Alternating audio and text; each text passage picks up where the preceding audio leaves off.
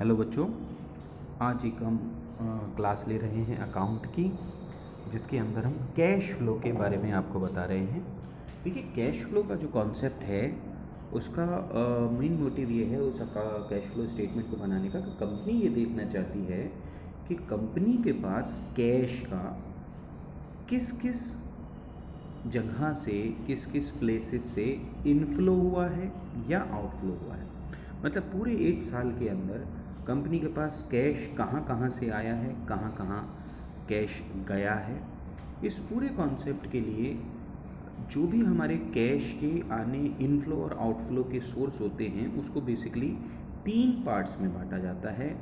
Cash from operating activity, cash from investing activity and cash from financing activity.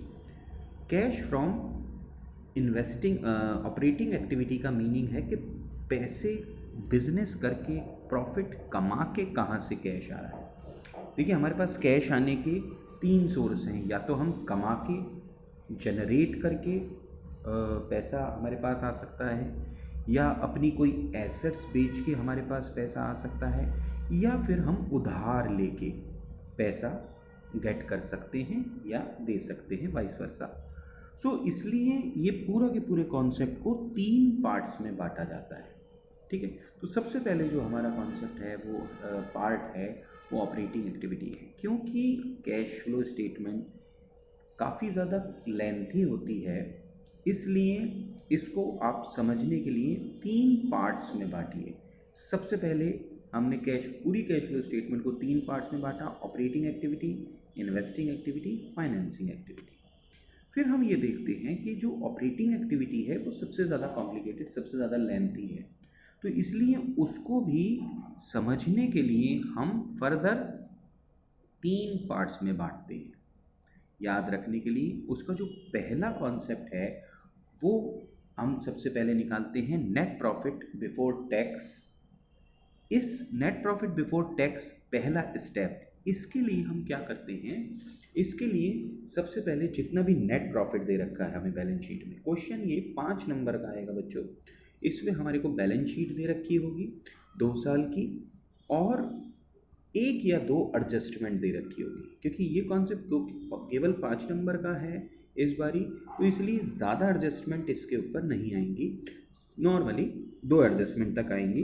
अब ये question start होता है net profit से। तो सबसे पहले हम नेट प्रॉफिट देखते हैं, जो हमें रिजर्व एंड सरप्लसेस के हेड में दिखाई देगा, और वहाँ पर net profit, statement of profit and loss account, balance होता है, 2 साल का बैलेंस होता है। तो इसका डिफरेंस जो है हमारा नेट प्रॉफिट होता है। हमेशा डिफरेंस निकालने का क्या टेक्निक है, closing minus opening, closing balance minus opening balance. तो सबसे पहले नेट प्रॉफिट लिया जाता है, क्लोजिंग माइनस ओपनिंग। फिर जर्नल रिजर्व भी कई बारी उसके साथ दिया जाता है, जर्नल रिजर्व, कैपिटल रिजर्व। ये नॉर्मली आपको वहाँ अवेलेबल होगा, स्पेशल, मतलब नॉर्मली इससे ज़्यादा आपके पास नहीं आएगा। तो उसका जो डिफरेंस है जर्नल रिजर्व का, वो नेट प्रॉफिट में ऐड होता है।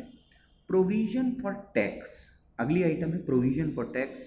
प्रोविजन फॉर टैक्स के ऊपर अगर हमें एडजस्टमेंट दे रखी है तो हम अकाउंट बनाएंगे, लेकिन अगर एडजस्टमेंट नहीं है तो क्लोजिंग ईयर का जो प्रोविजन फॉर टैक्स है वो हम यहाँ ऐड करते हैं, और प्रीवियस ईयर का जो टैक्स है वो फाइनली ऑपरेटिंग एक्टिविटी के लास्ट में, जैसा कि मैं यहाँ दिखा रहा हूँ, टैक्स पेड, ये माइनस किया जाता है। ठीक है, जो पिछले साल का है, इस साल का मतलब करंट ईयर का ऐड फर्स्ट स्टेप में, और प्रीवियस ईयर का लेस ऑपरेटिंग एक्टिविटी के लास्ट में। तीसरी चीज़ इसमें जुड़ती है प्रपोज्ड डिविडेंड, प्रीवियस ईयर का, करंट ईयर का। उसके अलावा इंट्रिम डिविडेंड, ये इंट्रिम डिविडेंड आपको एडजस्टमेंट में दे रखा होगा।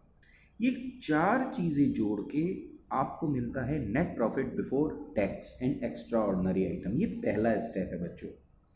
पहले स्टेप में ज़्यादा से ज़्यादा 4 चीज़ें आपके लेवल में, जैसे जैसे आप बड़ी क्लासेस में आएंगे वो चीज़ें थोड़ी सी बढ़ेंगी, लेकिन आपके लेवल में अभी ये 4 चीज़ें ही हैं। दूसरे स्टेप में हम जितनी भी नॉन कैश एक्सपेंडिचर्स हैं वो सब ऐड करते हैं, और जितने भी नॉन ऑपरेटिंग इनकम है वो माइनस करते हैं। फॉर एग्जांपल सेकंड स्टेप में नॉन कैश एक्सपेंडिचर जैसे डेप्रीशिएशन है, गुडविल रिटर्न ऑफ है। गुडविल अगर कम हो रही है, मतलब 2019 में 20,000 की गुडविल है, 2020 में 15,000 की हो गई, तो जो 5,000 का गैप है, मतलब गुडविल कम हो रही है, तो वो गुडविल ये सेकंड स्टेप में आएगी। इसे कहते हैं गुडविल रिटर्न ऑफ। ऐसे patents written of, trademarks return of या अमोर्टाइज्ड। इसके अलावा अगर इंटरेस्ट ऑन बैंक ओवरड्राफ्ट है, बहुत कम केसेस में दिखाई देता है। इस ज़्यादातर दिखाई देता है loss on sale of fixed assets. जो हमने फिक्स एसेट बेची है उस पर जो लॉस हुआ है वो यहाँ ऐड होता है। Increase of provision for doubtful debts बहुत रेयर केसेस में होगा, ये चीज़ कम ही आती है, लेकिन फिर भी अगर आती है तो हम ऐड करते हैं। फिर उसके बाद जितनी भी इनकम है, जितनी भी एक्स्ट्रा इनकम है, जैसे interest income, dividend income, rent received या gain on sale of fixed assets. ज़्यादातर gain on sale of fixed assets हमारे कोर्स में दिखाई देता है। कभी लॉस होता है, अगर लॉस है तो हम उसे ऐड कर देंगे बच्चे, अगर लॉस प्रॉफिट हुआ है तो उसे माइनस कर दिया जाएगा। ये सेकंड स्टेप यहाँ पर ख़त्म होता है। ज़्यादातर डेप्रीशिएशन, गुडविल और patents written off, loss on sale of fixed assets and हमारा profit on sale of fixed asset जो माइनस हो जाएगा। ये चीज़ करने के बाद हमारा सेकंड स्टेप ख़त्म होता है। इसके ऐड लेस से जो हमें मिलता है उसे बोलते हैं operating profit before change in working capital. Operating profit before change in working capital, ये सेकंड स्टेप हुआ बेटा ऑपरेटिंग का ही। देन उसके बाद हम करंट एसेट्स और करंट लाइबिलिटी का काम करते हैं। Change in current assets and current liability. अब करंट एसेट्स के अंदर हम क्या करते हैं, अगर हमारी करंट एसेट्स इंक्रीज हो रही है, ये बहुत ध्यान से समझना है, इसे अपने पास नोट डाउन कर लीजिए। अगर करंट एसेट्स इंक्रीज हो रही हैं सो हम उसे सब्ट्रैक्ट करेंगे, माइनस करेंगे डिफरेंस को। इंक्रीज होने का मतलब है 2019 में 1 लाख की, 2020 में 1.5 लाख की हो गई। अगर हमारी करंट एसेट्स इंक्रीज हो रही है तो माइनस किया जाएगा डिफरेंस को, और अगर करंट एसेट्स डिक्रीज हो रही हैं तो प्लस किया जाएगा। करंट एसेट्स के साथ उल्टे का डिफरेंस जो हम लेते हैं वो इनवर्स रिलेशन होता है, मतलब अगर वो बढ़ रहे हैं तो माइनस, घट रहे हैं तो प्लस। लेकिन करंट लाइबिलिटी के साथ सीधा रिलेशन होता है, अगर करंट लाइबिलिटी बढ़ रही है तो प्लस, करंट लाइबिलिटी घट रही है तो माइनस। तो करंट एसेट्स करंट लाइबिलिटी का ट्रीटमेंट करने के बाद हमारा आ जाता है कैश जनरेट फ्रॉम ऑपरेशन, उसमें एडलेस करने के बाद, और उसमें से फिर टैक्स पेड, जो प्रीवियस ईयर का प्रोविजन फॉर टैक्स का बैलेंस है वो यहाँ माइनस कर दिया जाता है। यहाँ तक करने के बाद आपका पहला स्टेप कंप्लीट होता है cash flow from operating activity. यही थोड़ा सा बड़ा है इसलिए थोड़ा सा टाइम लग गया। अब हम बात करते हैं cash from investing activity. Investing activity में केवल फिक्स एसेट्स और नॉन करंट इन्वेस्टमेंट। अब ये भी हो सकता है क्वेश्चन में 2-3 फिक्स एसेट्स हों, लेकिन हम जितनी भी फिक्स एसेट्स हैं केवल फिक्स एसेट्स ही आती हैं बच्चों। फिक्स एसेट्स में जो भी चेंज हुआ है, अब उस चेंज को देख रहे हैं। अगर फिक्स एसेट्स इंक्रीज हुए हैं तो दैट मीन्स हमने फिक्स एसेट परचेज की होंगी, दैट शुड बी सब्ट्रैक्टेड।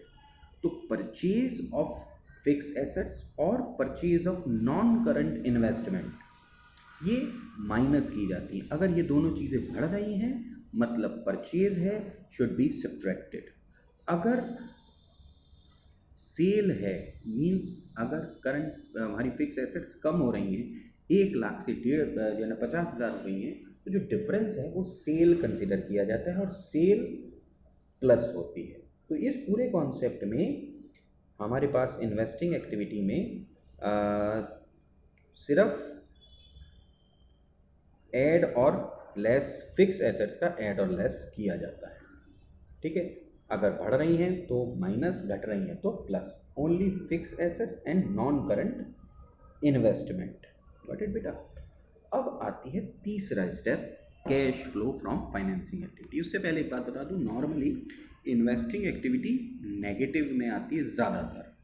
अगर नेगेटिव में आ रही है तो उसे ब्रैकेट लगाते हैं और उसे लिखते हैं cash used from operating investing activity. अगर कोई फाइनल आंसर माइनस में आ रहा है तो उसके लिए यूज्ड लिखा जाता है। नेक्स्ट पार्ट है फाइनेंसिंग एक्टिविटी। फाइनेंसिंग एक्टिविटी थोड़ा सा बड़ा हो सकता है। इसके अंदर जितनी भी नॉन करंट लाइबिलिटीज़ हैं और शेयर कैपिटल है वो इन्वॉल्व की जाती है। शेयर कैपिटल ज़्यादातर 99% केसेस में रेज होंगी या बिल्कुल चेंज नहीं होगा। तो अगर शेयर कैपिटल बढ़ रही है तो उसे लिखते हैं इशू ऑफ शेयर। अगर डिबेंचर्स बढ़ रहे हैं तो उसे बोलते हैं इशू ऑफ डिबेंचर। ये दोनों ऐड होते हैं, मतलब लाइबिलिटी अगर बढ़ रही है शुड बी ऐड की जाएगी, और लाइबिलिटी अगर घट रही है तो लेस की जाएगी। तो इसमें नॉर्मली अगर शेयर्स बढ़ रहे हैं तो ऐड, डिबेंचर बढ़ रहे हैं तो ऐड, घट रहे हैं तो माइनस, उसे लिखते हैं रिडम्पशन ऑफ डिबेंचर। इसी तरीके से लोन है, अगर लोन बढ़ रहा है तो रेज ऑफ लोन, अगर लोन कम हो रहा है तो उसे माइनस करेंगे, लिखेंगे रीपेमेंट ऑफ लोन। इसी तरीके से प्रोविजन फॉर प्रपोज्ड डिविडेंड यहाँ पर माइनस होता है, इंटरिम डिविडेंड यहाँ पर माइनस होता है, इंटरेस्ट ऑन डिबेंचर यहाँ माइनस होता है। तो ये सारी चीज़ें, bank loan, bank overdraft normally current liability में दिखाया जाता है लेकिन वो ऑपरेटिंग में नहीं आता। बैंक ओवरड्राफ्ट हमारा यहाँ फाइनेंसिंग में माइनस होता है। ये सारी चीज़ करने के बाद जो हमारे पास आंसर आता है वो कहलाता है cash from A financing activity. यहाँ पर तीसरा स्टेप कंप्लीट हुआ। अब 2 स्टेप्स और बचते हैं छोटे छोटे, जिसमें नेक्स्ट स्टेप है जब निकालते हैं नेट चेंज। बहुत सारी जगह पे नेट इंक्रीज़ और डिक्रीज़ लिखा जाता है। अब जब तक बच्चा कैलकुलेशन नहीं करेगा तब तक उसे पता कैसे चलेगा कि जी इंक्रीज़ हो रहा है या डिक्रीज़ हो रहा है। तो इसलिए अच्छा ये है कि आप नेट चेंज लिख दें, और ऑपरेटिंग का जो आंसर है, फाइनेंसिंग का जो आंसर है, इन्वेस्टिंग का जो आंसर है, उन सब को आप ऐड लेस कीजिए, और फाइनल जो आंसर है वो है नेट चेंज। अब उस नेट चेंज में आप opening cash and cash equivalent, मतलब 2019 का जो कैश है वो आप जोड़ेंगे, बैंक है वो जोड़ेंगे, करंट इन्वेस्टमेंट या मार्केटेबल सिक्योरिटी। तो ओपनिंग की ये 4 चीज़ें cash and cash equivalent consider की जाती है, ये हम जोड़ेंगे और नेट चेंज में जोड़ने के बाद जो आंसर आएगा वो हमारा closing cash and cash equivalent होना चाहिए। ये हमारा चेकिंग पॉइंट है मेरे बच्चों। इसका ये जो आंसर होगा वो क्लोजिंग बैलेंस के बराबर होगा। ठीक है, तो ये एक फॉर्मेट हुआ। देखिए कैश फ्लो का कॉन्सेप्ट काफ़ी बड़ा है, तो इसलिए एक पार्ट में मैं इसका फॉर्मेट आपको बताया है, एक नेक्स्ट पार्ट में मैं इसका एक क्वेश्चन आपके साथ डिस्कस करूँगा, प्लस इसके जो अकाउंट बनते हैं, 3 तरीके के इसमें अकाउंट बनते हैं, फिक्स एसेट्स, एक्यूमुलेटेड डेप्रिसिएशन और प्रोविजन फॉर टैक्स, उनको आपके साथ डिस्कस करूँगा। ठीक है, तो अब ये क्लास में ये वाली क्लिप में रोकता हूँ यहीं पे, और बाकी नेक्स्ट पार्ट में बताता हूँ। गुड बाय बेटा, गॉड ब्लेस यू।